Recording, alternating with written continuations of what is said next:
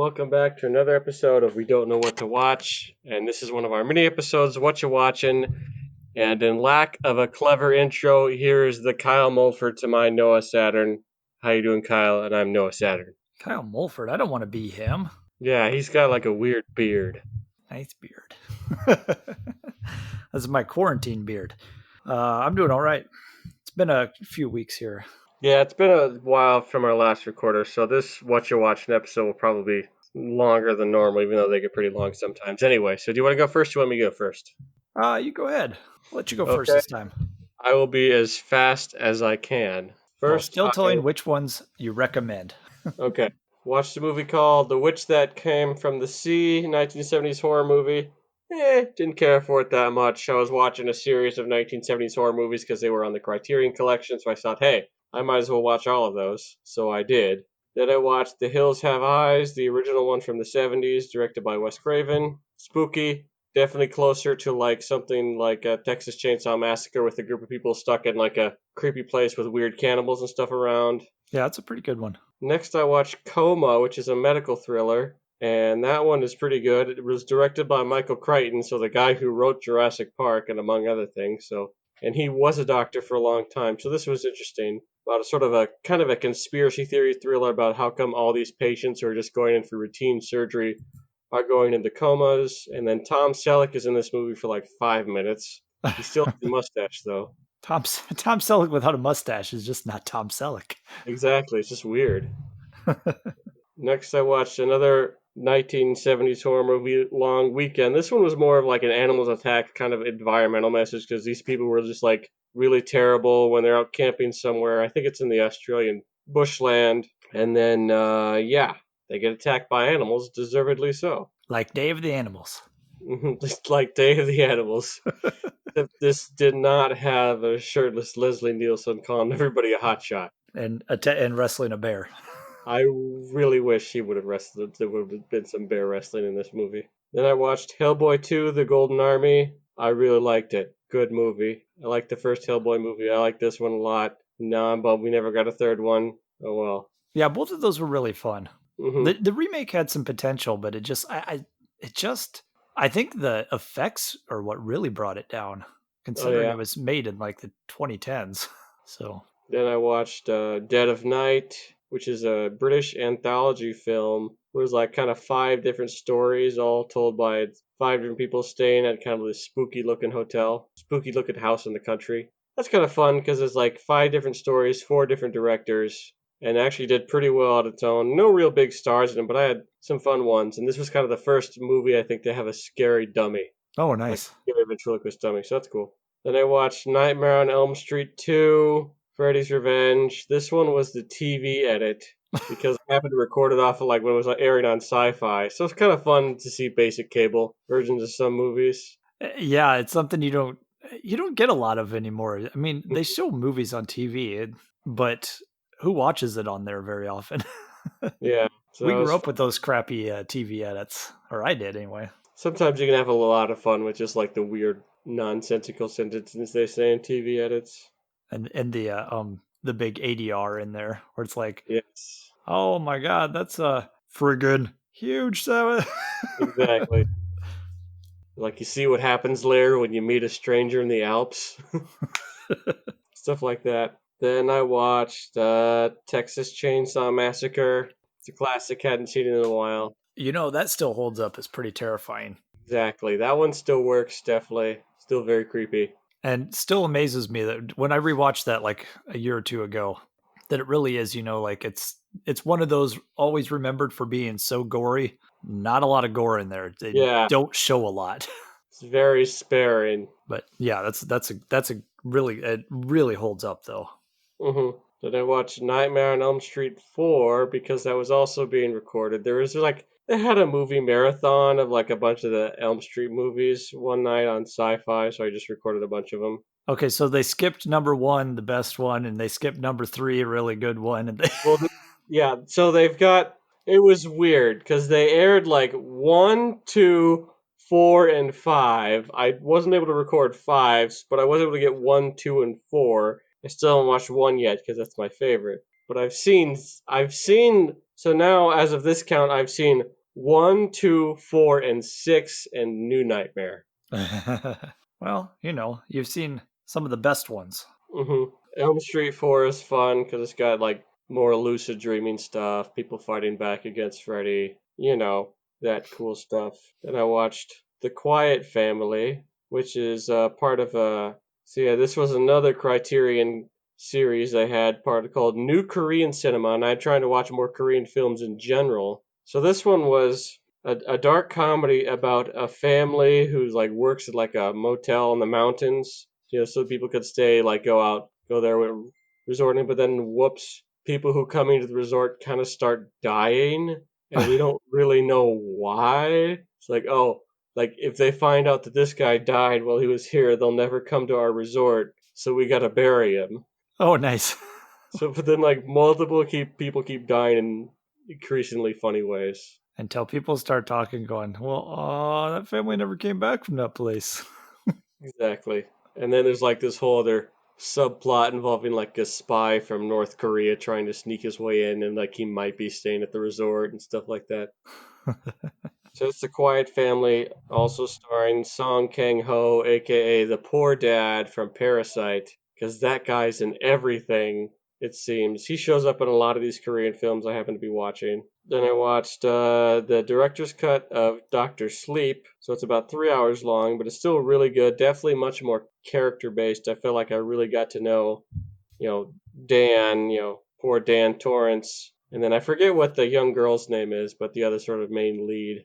Yeah, I really enjoyed Doctor Sleep. It was really, really good. Yeah, and I liked them going into more of the it was kind of all about, without giving like a super origin story to it, but like having this group of other people with that power or whatever, and Rebecca Ferguson sucking people's souls out. She was great. She played a great villain. I watched Furious 7. Nice. It's You're almost through it. You're almost through it. almost through it. I have Hobbs and Shaw and Fate of the Furious sitting on my TV stand. So Hobbs and Shaw, for some reason, I didn't dig that one as much, but there are some fun set pieces in there still. I just can't. I mean, it has The Rock in it, so I'll probably like it. Yeah.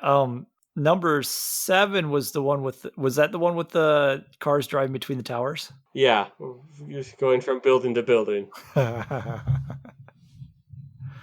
Oh, I love it. And that's the one where The Rock takes out a drone with an ambulance. Oh yeah. After he flexes to break his own cast. That's right. Oh, I'm done. I'm done with this cast. I think my arm's healed. Then I watched Slumber Party Massacre. Classic. Which is, yeah, and it's also, people forget of this sometimes, at least I didn't know ahead of time, was that it was written by a woman and directed by a woman. Yeah. And that the original script was meant to be more of a satire. Or it's kind of like this weird thing about, and I just like how they're just willing to be super obvious with some of the symbolism. Like the guy literally has like a giant drill. Yeah. Yeah, that's a good one. I've noticed that. I think that one's on Amazon Prime, I think, and I've been meaning to revisit that every time I pass by it on Prime, because that's the kind of movie that shows up on my, hey, I recommend this movie for you. If that says anything about my viewing habits. Yeah, but this is funny because this film was also on. I actually was able to watch this as part of on Criterion Channel, so you wouldn't think it would pop up there, but yeah, that's weird. Does Slumber Party Massacre have a Criterion? Yeah, I should get a Criterion edition. Or does Criterion Channel not necessarily have only Criterion discs? They have a lot more stuff than just stuff that's in part of the collection. Okay. Although don't forget, Michael Bay has 2 movies in the Criterion collection. Yes, Armageddon is a Criterion collection movie. So, and The Rock. I want to get that Blu-ray. And actually, I was listening to a podcast on The Rock the other day, and I decided to look it up. And the Criterion version is out of print, so you'd have to go to eBay or something. Yeah, that's the thing I don't like about the Criterion collection is if you find out about a movie like 5 years later, you can't get it anymore unless you get it secondhand. That can be annoying. I've gotten lucky with a couple of those. Next, I watched Devil Doll, which is another kind of like universal horror movie, like one of the lesser ones, I believe, in the 40s, where it's like a guy has the power, uses like super science to use the power to like slowly shrink people, and then like when he can kind of control what they do when they're tiny doll size. So he uses it to exact revenge on people who put him in prison. Nice. It's the prequel to Dolls, right? I assume so, or Doll Man, or Or, yeah, or Puppet Master. yeah, definitely Puppet Master. Then I watched Phantom Carriage, Swedish silent film. What's fun about these silent films, there's still some really great in-camera effects and just this great imagery, interesting tints, and it's kind of almost like a Wonderful Life type of situation, where like, because the story behind the Phantom Carriage is like the last person to die on New Year's Eve will become the new Phantom Carriage driver, and they will job will be kind of collecting souls for the dead for the next year. So a guy dies, and then it sort of becomes like, all right, this is a morality tale, and kind of this is where everywhere you went wrong in your entire life. Oh. And then I watched another Korean film, Joint Security Area, which is about sort of like a murder mystery that takes place in the North Korean South Korean border, the DMZ, the demilitarized zone. So that was really cool, and it also had Song Kang Ho, because once again, that guy's everywhere. he just slips past the gates and just forces himself into movies, I think. At that Right. point, he's just around. But no, he is probably one of the most popular actors there for good reason. He's very talented and he's got great range. I've seen him do comedy. We've seen him do more serious stuff, so Yeah, exactly. he's great. Then I watched the classic The Haunting from 1963. One of my favorites, a very good adaptation of The Haunting of Hill House by Shirley Jackson. I haven't watched the TV series based on more inspired by that book. Oh yeah, because now they have like a sequel series, Haunting of Yeah, I Bly think they're Manor or doing something. like the American Horror Story sort of thing. Yeah, I don't know if I've seen the original Haunting. I might have to check that one out still. That's really good because it takes, it's very good at showing, and you can never really tell, like, if these ghosts are real or not. And that's probably one of the more interesting things about it, because it really gets deep into the characters' heads.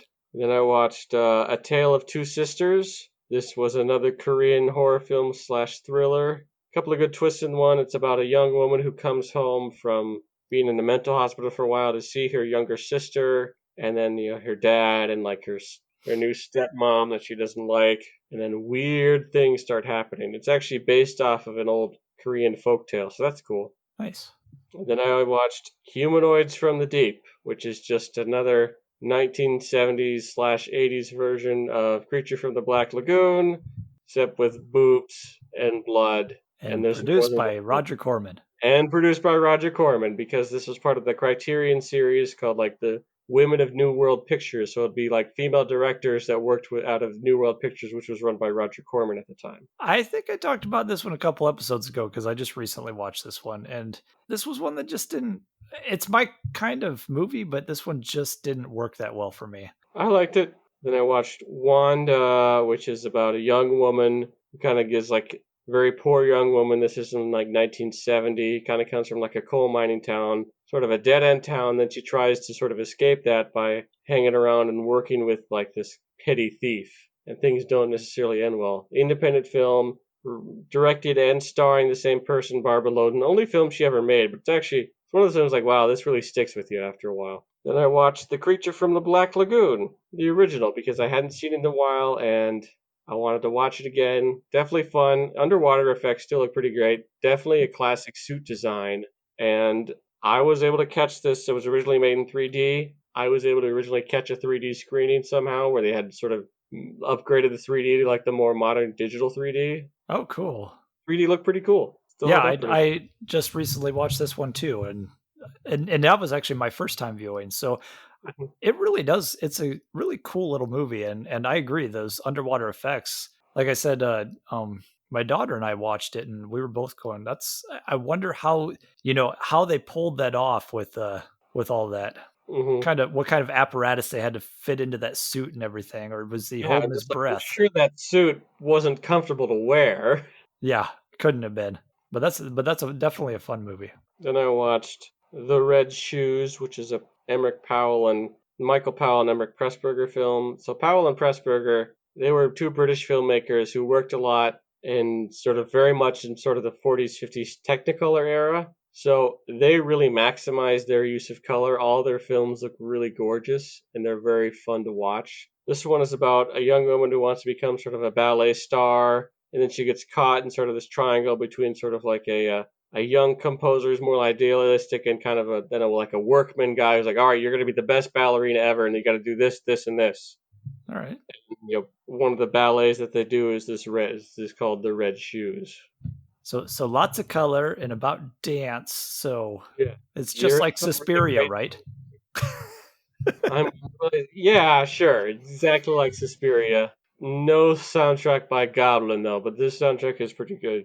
Then I watched The Watermelon Woman, which is directed, written, and starring and directed by Cheryl Dunn. I think it's pronounced Dunn, and it's about sort of a young black lesbian and how she's like watching an old movie and she discovers, hey, like an actor, a black woman actor in like the background of this movie is like, oh my gosh, I like this person.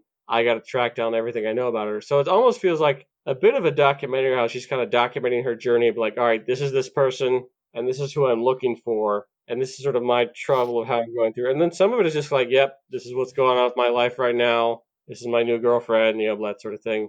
So some of it is sort of kind of talking directly to the camera, and then some of it is more traditional shot, like there are still like scenes that make sense in that order. Really fun little movie, and she works at a video store, so it's kind of makes you, if you're nostalgic for that era of the video store, staring at all the tapes, walking past like that creepy horror movie Jack Frost with like the holographic cover. Heck yeah, I remember the horror section. That or Ghost Ship with the holographic cover. Yes. I've never seen Ghost Ship, but I just remember that cover. Maybe I should. I always remembered the cover for was it Black Roses that had like the guitar on it, and the box was like a 3D print on, like literal 3D print, so like it's like got texture to it.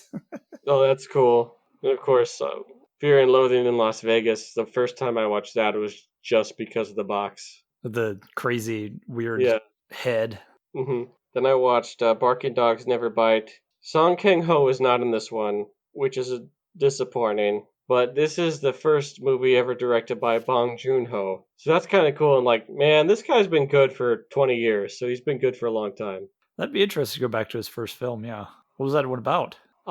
This is a little quieter movie. Takes place mostly around the same big apartment building about how a man is kind of lost his job, trying to find a new job, and then like there's this just really annoying barking dog somewhere out in this apartment complex. So he's trying to find out and get rid of this annoying barking dog. And then like, the dog disappears and he doesn't know what happened to it because it wasn't him. And then and then sort of things get weirder and weirder from there in this bizarre apartment building. Nice. Few fun twists and turns. Doesn't quite go full crazy with something like, say, Parasite or, like a Snowpiercer, but still good stuff. Then I watched The Foul King. Well, this one does star Song Kang-ho, and this one's it's like a sports underdog story, except this time he wants to become a pro wrestler, but he wants to become a villain whose gimmick is, I guess, cheating his way to win. So that's fun because it still follows sort of that underdog story, but it's a comedy also too, just because it's pro wrestling, which is so very over the top. But also his whole thing is cheating, and there's one point where he's supposed to cheat in the match by blowing something in like dust in like another guy's face, but then instead he accidentally blows into the face of the ref, so that like they just kind of stare at each other, and then like the opponent he's going up against like takes some of the dust and then rubs it on his own face. It's like Nice. Definitely recommend that. That one's a fun. I really like that one. Then I watched My Man Godfrey, so the classic 1930s film about sort of like this rich family, and as part of like a scavenger hunt, they go to like this, I guess, wrong side of the tracks where there's a bunch of hobos in the because it's 1930s Great Depression. So then like they kind of pick one out, and then he becomes their butler, and then it turns out he's like a lot smarter than they think, and he kind of pulls a few tricks on them and takes the rich people down a peg or two. Then I watched The Black Cat, which is an old film with from the 1930s with Bela Lugosi and Boris Karloff hating each other. Another even like as far as the Universal horror films in the 30s, this one was the creepier one because it's still before the code was in, and they take this one to some pretty interesting places. I'll have to check that one out then. Lugosi and Karloff.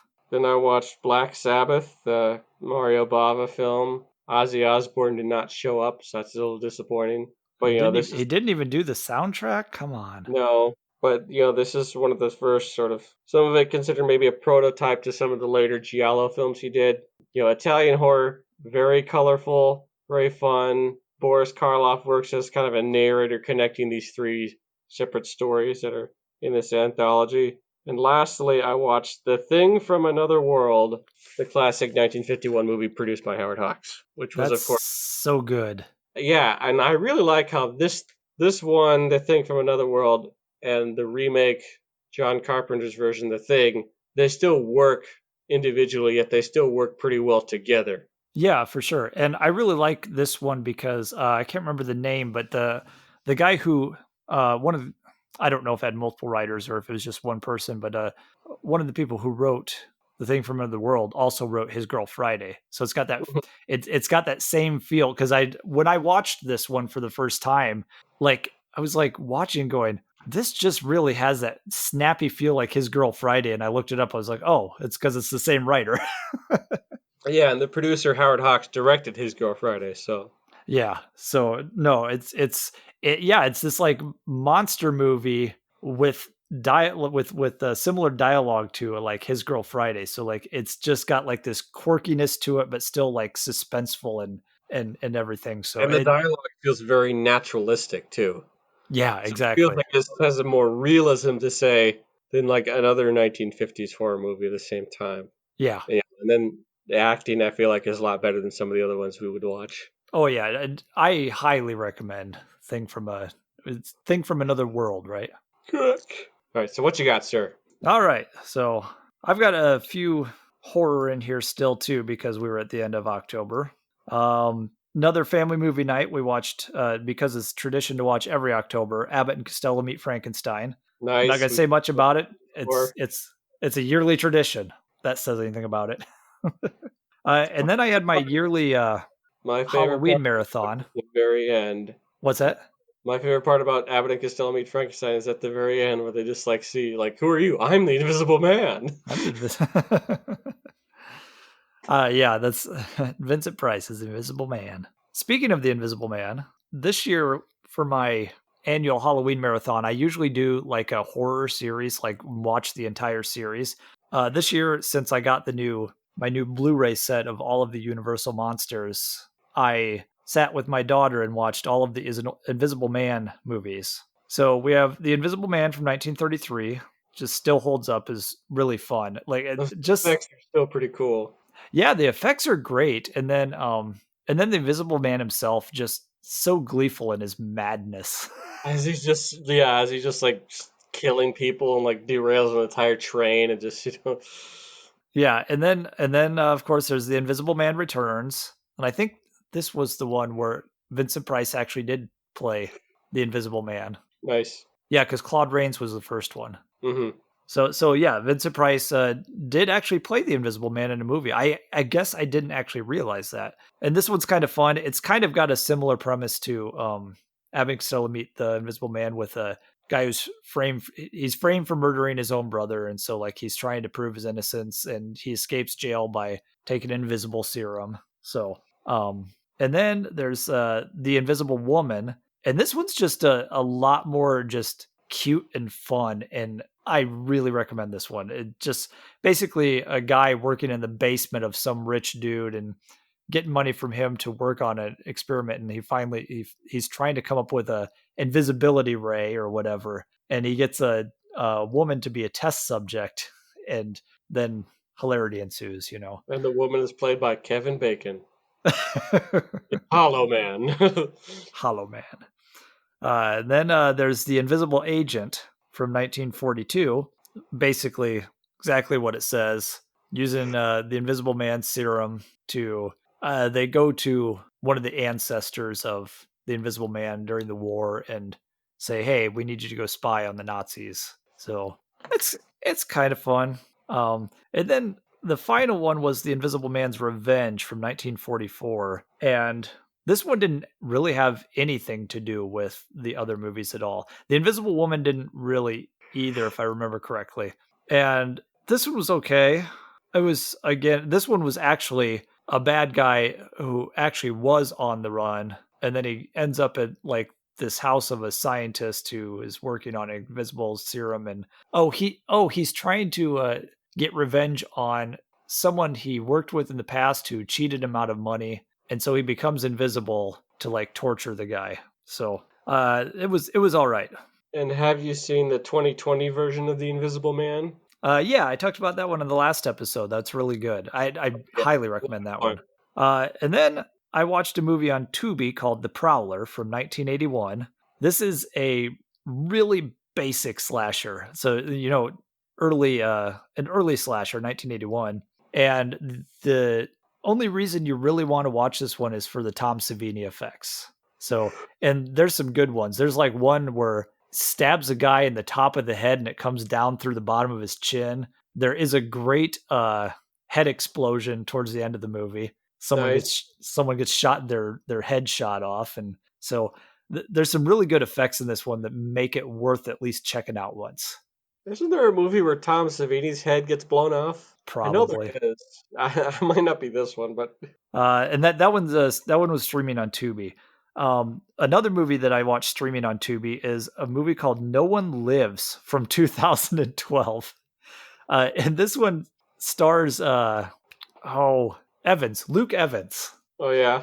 And he is so much fun in this because he's just completely off the rails psycho.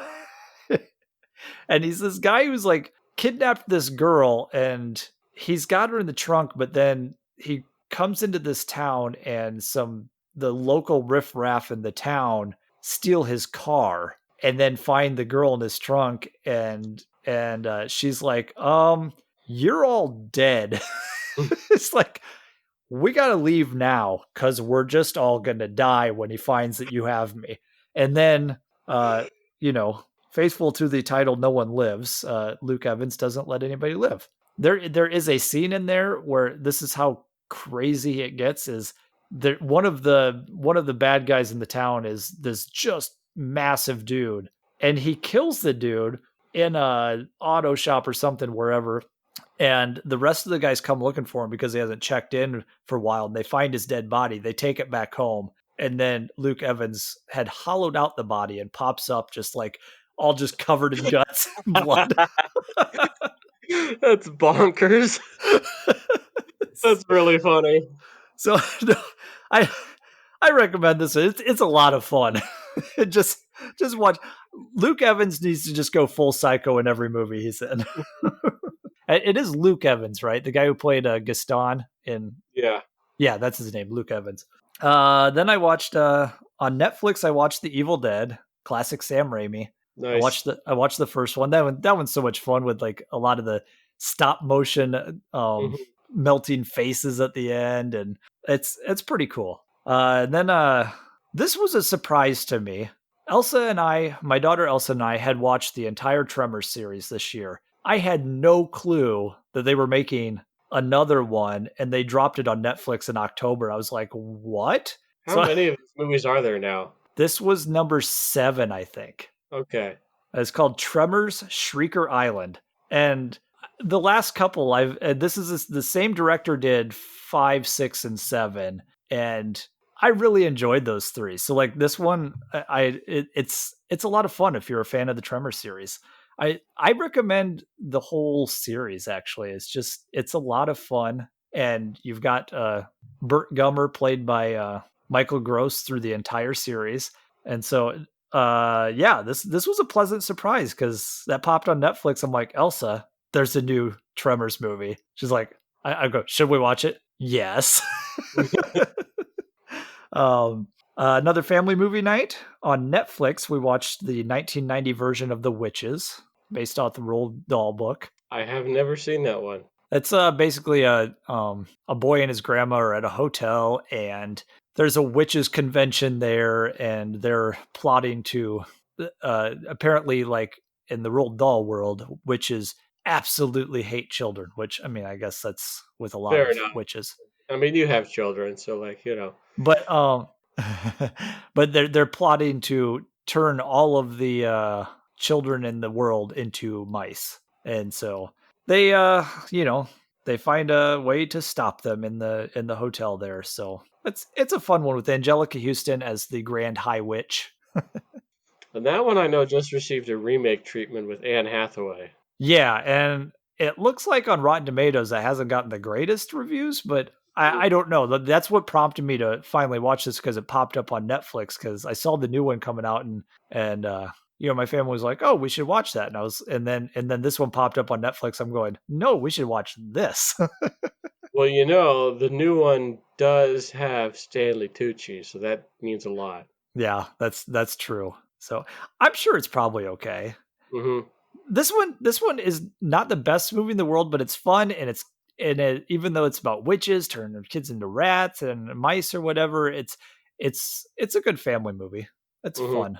And then on Amazon Prime, I watched The Cabin in the Woods, which was another rewatch for me Nice. because The Cabin in the Woods is brilliant.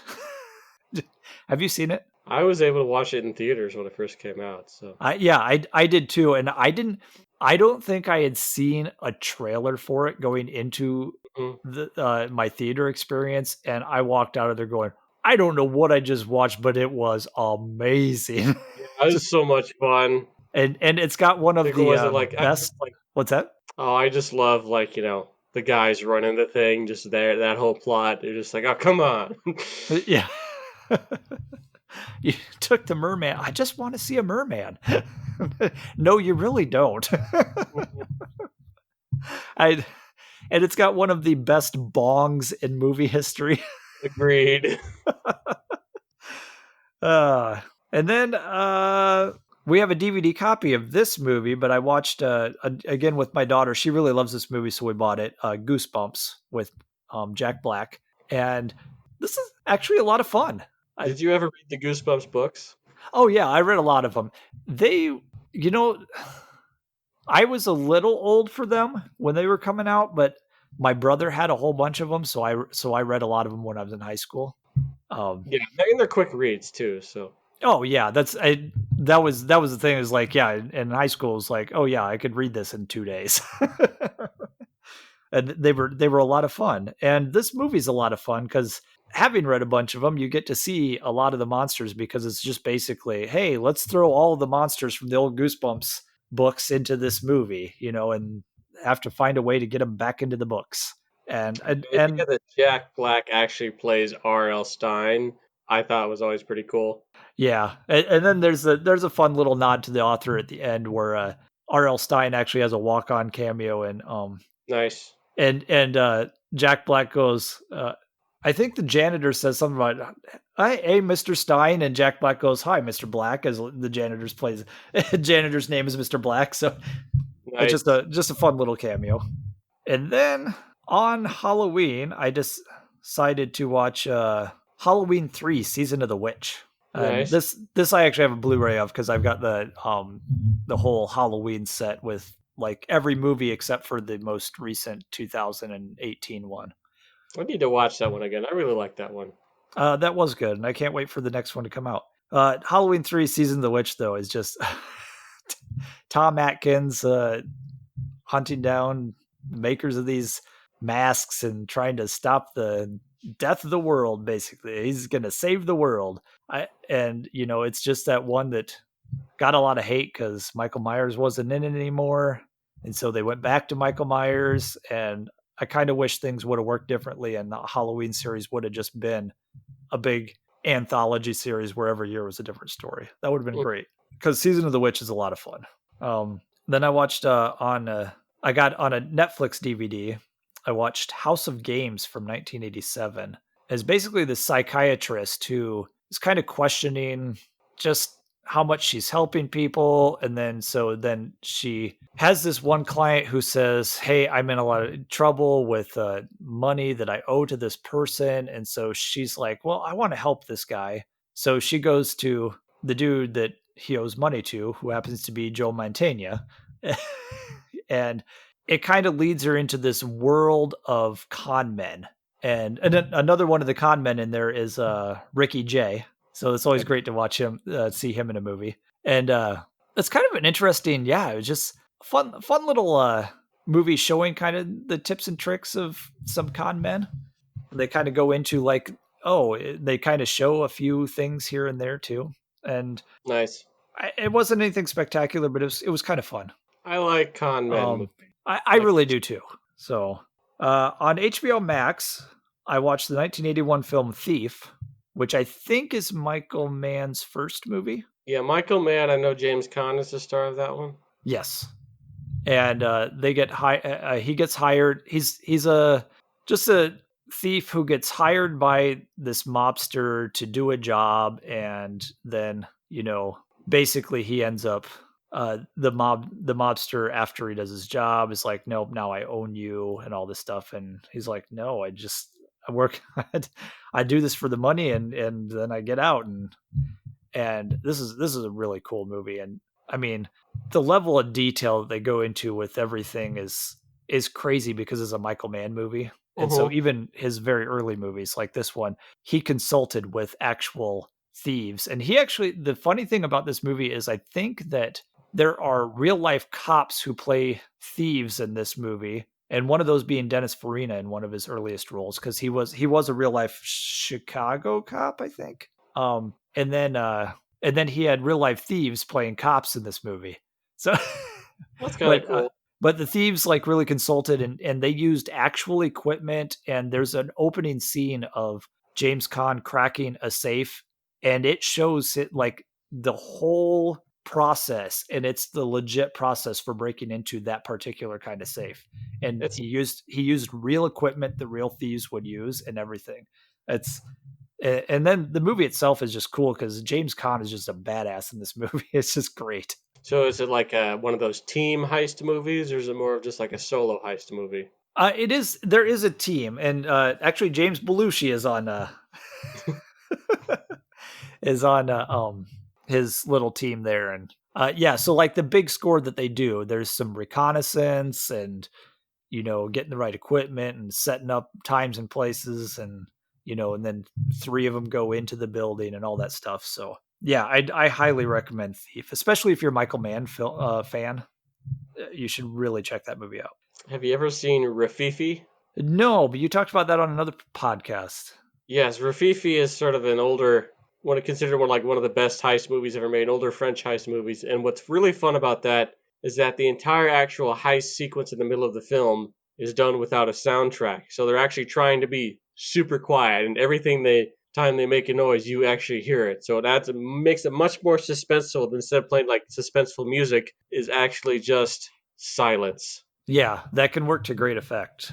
So then I watched on Amazon Prime Terminator Dark Fate from last year. And I mean, okay, here's the deal. It was fun. It was a Terminator movie, but it's just to the point where it's like, how much shit can Sarah Connor go through? Like, is she about done with all this? They're just getting really unnecessary is basically what it is. It was a fun movie, but it was just totally unnecessary. I watched on HBO Max, I watched Motherless Brooklyn with Edward Norton. Yeah. And he plays this kind of, I think he's autistic. He's he's got like, what's that? It's Tourette's. Tourette's, that's what it is. Sorry, I read the book. But I think he's also kind of got this autistic thing going on too, because he's also like one of those that's like, remembers everything. Like one of those, how like when autistic people are in movies, they always have a superpower. Yeah, like the Rain Man sort of thing. Yeah, so he kind of like, he remembers every word of every conversation, so he'll just spout it back out to you verbatim, but he's like a detective, and his boss gets murdered, and it's just kind of a cool little noir film, which was just kind of fun to see a more current noir film. It was still set in like the 1930s or something like that in Brooklyn, but it played out really well. Because I know the book was written in the 90s and actually took place in the 90s too, so that's the biggest difference from that I know of from the book and the movie. Okay, yeah, because this one actually takes place a lot further back. So, hit another family movie night, and this time it was my daughter's turn to pick out, and she picked out Kevin Hart's Guide to Black History. Interesting. Yeah, it was just kind of, he's in his house with his daughter, and a played out scenario where he has to teach his daughter about like all these Black historical figures that don't get talked about a lot that did amazing things, and he tells these stories in fun ways, and then there's reenactments and stuff, and it was really cool because there was a lot of people that I had not heard of, like a lot of Civil War stuff, and I feel bad because I can't remember all of the names now already, but a lot of cool stories too that would be worth looking up. The time of the Underground Railroad with Harriet Tubman, but also during the Civil War, there was one dude who mailed himself in a box to the North, Nice. and that's how he escaped the South. And I was like, that's kind of an interesting story. Why don't we hear about that in school? Yeah, that could be like there's a whole movie right there. Yeah, exactly. So it was kind of fun, and it's pretty short. It's less than an hour and a half. So that's worth a look on Netflix. On Amazon Prime, I watched Blind Fury from 1989. This is basically a American remake of like the 16th or 18th Zatoichi film with Rutger Hauer playing a blind swordsman. Nice. And he just kind of wanders around with his sword, and he finds that he goes and visits an old friend from the army because they were in the war together in Vietnam, and their area blew up or whatever, and he was left for dead. But then he trained with some people in Vietnam for years and how to use a sword because he lost his eyesight with the explosion, and he trained how to use his sword even without eyesight. And then he comes back to America, goes to visit his friend, and finds out he's in with these Vegas people making drugs for them or whatever, and he can't get out of it. So, goes and tries to save his friend. And it's a lot of fun. It's such a I mean, I'm if I had you sold at Rutger Hauer plays a blind swordsman, then you're definitely going to love this movie. So I had on HBO Max. I watched The Good Liar from last year with what was it, Ian McKellen and here Helen Mirren, and he is basically playing a guy who's again another con man trying to con this woman and get money out of her by dating her and pretending to be someone else and all this blah blah blah. And then there's a twist at the end, and then the twist happens, and you have to have like this villain's monologue where it's like, and I know you still there's something that's still gotten away with, but it's like, why are you still there? I like just to give this monologue mhm. and give us a whole back history of everything. It's got Ian McKellen and Helen Mirren, so the performances were great, but it was pretty subpar movie. Also on HBO Max, I watched from 1999 Notting Hill, which is one of the best romance movies ever. Mhm. Have you seen No, this one? I mean, it's not as good as The Room, but No, this movie is just so perfect. I absolutely love it. And that's Hugh Grant and Julia Roberts, and just a movie star who falls in love with she's just a girl standing in front of a boy asking him to love her. yeah, but does it have a one-armed Nicolas Cage? No. So it Every is movie not should. Moonstruck, so it's not the best romantic movie. No, I recommend Notting Hill to anybody. It's an absolutely wonderful film. Um, Also on HBO Max, I finally, for the first time, actually watched Moulin Rouge from 2001, and All I'm doing now to describe is just like pulling my hand closer to the camera and taking it away. That's all you can really say. my wife loves this, and this was my description of the film. It was like a spastic 4-year-old trying to tell you a story about something that happened, but they're so excited that their arms wave about and they can't complete a sentence. And that is Moulin Rouge. Yeah, I mean that's what you get with their old buddy Boz Lerman. So Yeah, and soundtrack is good. even that though, I was like, it's like someone. is flipping, like every song is like someone flipping through a radio station and just hitting only stations that are playing songs about love and just getting one sentence at a time before they flip the station, and then one more sentence from another song and they flip the station, and then it's just like, stop it, just stay on a station. Like the last half of the movie they actually get full songs in, but it's a spastic movie.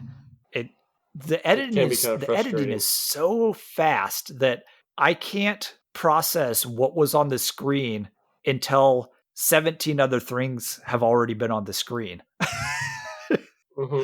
Yeah, needless to say, I know a lot of people love that movie. Oh my god, I almost had to shut it off after the first half hour, but I was like, I'm going to stick with it and see how it goes. But and Nicole Kidman, oh my god, drove me crazy in that movie. Oh yeah. Yeah, I just no, it was not for me. Well, that's okay too. A movie that was for me, another family movie night. We watched on a Blu-ray that we owned, Winnie the Pooh from 2011, I have and not seen that one. this one is so cute. And this is one of those perfect family movies because there's not even, you know how like some movies are great for adults because it's like, oh, it's for kids, but we'll throw in jokes that only the adults are going to get. No, this is just jokes that are really clean and just cute. And even as adult, you just like you feel like a kid watching it. It's just so much fun. So yeah, the 2011 Winnie the Pooh. We actually saw this in the theater with our girls, and I went into it going, okay, it's Winnie the Pooh. I'm like in my 30s watching this with my daughters, and I'll just sit and watch this. I'm sure it'll be fine. And I left the theater going, that was just a kind of a joyous experience. It was just such a fun movie. um, HBO, Very few things in this world are pure, and Winnie the Pooh is one of them. it really is. And that new movie, they kept it pure. On HBO Max, I watched the 1980 movie Xanadu Nice. because I just have always wanted to watch it just to see what kind of a train wreck it is. Because I'm like, okay, you've got Gene Kelly and Olivia Newton-John, a soundtrack by Jeff Lynne. I'm like, where did you go wrong? And Steve Gutenberg, or whoever the main guy is. No, it's Michael Beck. Oh, I want it to be Gutenberg. And this might have been like the death of his career before it got started because, you know, he played Swan in The Warriors. And you're like, yeah, Swan, that's awesome. And he's going to go on to good things. And then he does Xanadu. It's like, oh, I'm sorry, Michael Beck. The soundtrack is fun because, like I said, it's Jeff Lynne soundtrack from ELO. But it's such a bizarre movie. I recommend it just for the bizarreness of it. Just like you won't even know what you just watched. But then again, Michael Beck went on to do stuff like Battle Truck. So Oh, of course, Battle Truck, that classic award-winning film. we've got that going for us. And then in November we had a Friday the 13th. So I watched Friday the 13th: A New Beginning. If that's the way you feel about it. Every Friday the 13th, I try and send Kyle the scene with the chocolate bar from this movie. So this Friday the 13th, I decided to watch rewatch this movie. I've seen it before several times, but this one's so much fun. I mean, the dude eating bad tacos and sitting in an outhouse, like taking a crap and serenading his girlfriend while he gets stabbed in the chest. I just, ooh baby, ooh baby, ooh. Such a high body count, and the Jason's not even in it. Yeah, I know, right? Oh my god, this movie is so bonkers. It's so much fun. Oh, then on Tubi TV, I watched a 1979 blaxploitation film called Penitentiary. This guy is hitchhiking. He gets picked up by a prostitute who's going to meet some clients, and he's just along for the ride. And then the clients get all huffy with the girl, and so he defends her, and they get in a fight. One of them ends up dead, but it wasn't his fault. But he blacked out. Shaft. He got knocked out, and then he ended up in prison for something he didn't even do. And And so then he joins the prison boxing league to try and get a reduced sentence, because there's a guy outside of the prison that will take, prisoners that are really good boxers and then take them as clients. It was kind of there's some interesting characters in this one. So it was a fun blaxploitation movie from the late 70s. Was Shaft in it? Richard Dreyfuss? No, but the sequel is also streaming on Tubi, and I might need to watch it, because the sequel, in the first one, the main bad guy is, I can't remember what the nickname was. Half Dead. His name was Half Dead. And I think in the second film, they replaced the actor who plays Half Dead with Ernie Hudson. Nice. And then the main dude is out of prison. Like, he gets out of prison at the end of the first one. So I think that in the second one, he is out in the boxing circuit. And I think that I read that his trainer in the second one is Mr. T. Nice. So I might have to check out the sequel. I mean, if it has Mr. T, it's required by law. Mr. T and Ernie Hudson. Then on IMDb TV, I watched, which you can watch free through Amazon Prime, I watched the 1993 Tombstone, because it's been too long since I've seen that one, and I absolutely love that movie. It's such a great cast and just kind of a badass movie. It's about as macho you get. Kurt Russell and Bill Paxton and Kurt Russell and Sam Elliott and their mustaches, and Bill Paxton, and Powers Booth is one of the bad guys. Michael Biehn is awesome in this movie, and then you get little cameos by Jason Priestley is in this. Huh. Billy Bob Thornton, and I think Terry O'Quinn is in it at some point, and so many different people showing up in this film. And of course it's about Earp and his brothers, Wyatt Earp and his brothers, wanting to retire to Tombstone, and then you got the gunfight at the OK Corral, and then it goes on beyond that. But just really great movie, really great Western.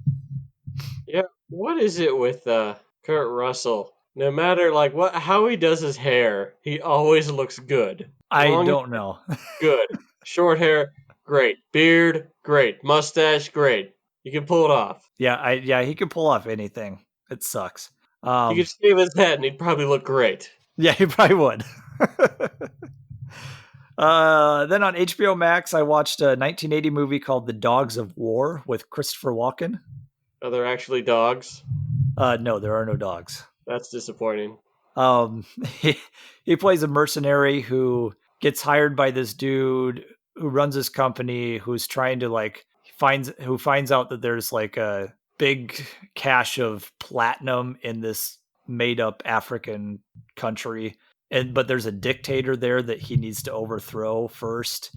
Mm-hmm. And so he sends in Christopher Walken and his crew to overthrow the dictator. So it's it's Christopher Walken overthrowing a dictator. Mm-hmm. Guys, we're gonna overthrow a dictator. We're gonna throw a coup. I used to work with a guy who did a really good Christopher Walken. So I know mine is terrible. So, but it's so much fun to do. And then last but not least, I watched on Amazon Prime last night. I popped on the 2002 film Narc. I hadn't seen it since it came out and thought I'd revisit this one. But directed by Joe Carnahan. I think it was either his first or second movie. Pretty basic story about a narcotics cop who something happens and he gets suspended, but then they had to bring him on to another case. And it's played by Jason Patric. Remember when Jason Patric was a thing? Not really. Okay. Maybe it was too, because it was 80s into the early 90s that he was kind of a thing. And this was from 2002, but I don't think he was really huge anymore. But then the guy that he has to work with is Ray Liotta, who's actually pretty good in this, but he goes into bouts of raging fits and beats people up in this movie because he's Ray Liotta. It's both Jason Patric and Ray Liotta are really good in this movie, and it's a really cool little character study on these people in narcotics and kind of the effect on their life that it has and everything. So like I said, it's a basic story, but but it's still a pretty cool little movie. I think it was shot in like 28 days or something like that. And Tom Cruise actually got a hold of it and was like, "Oh, I like this. I want to get this out." So like he became an executive producer to get it like a wider release in the theaters. And Huh. that might be why I was able to see it in the theater. Thanks, Tom. Thanks, Tom Cruise. But yeah, it's a cool little movie, and that's on Amazon Prime. So anyway, that's what I watched. I know this is a really long episode, but hopefully there's a lot of stuff in there. We watched a lot of films, and if there's anything we learned of this is that we probably need more hobbies. Nah, I'm just gonna waste my life away watching movies. Fair enough. But hopefully there's a lot of good stuff in there for people to watch if anything sounded good to them. What are you gonna watch next? I think the next thing on my real good list is George A. Romero's Night Riders. Never seen it before, Huh. so we'll Uh, see what. I'm gonna watch more Fast and Furious movies because they're fun. Got the Fate of the Fate of the Furious next. The one with the submarine. Yes. I really can't wait for them to go to space. Cars in space. All right, so yeah, we better close this up. You can find me on Twitter at AwesomeKM. You can find me on Twitter at Noah_Saturn. That is spelled Satern. And you find us on Instagram at We Don't Know What to Watch. And until next time, keep watching. Take it easy.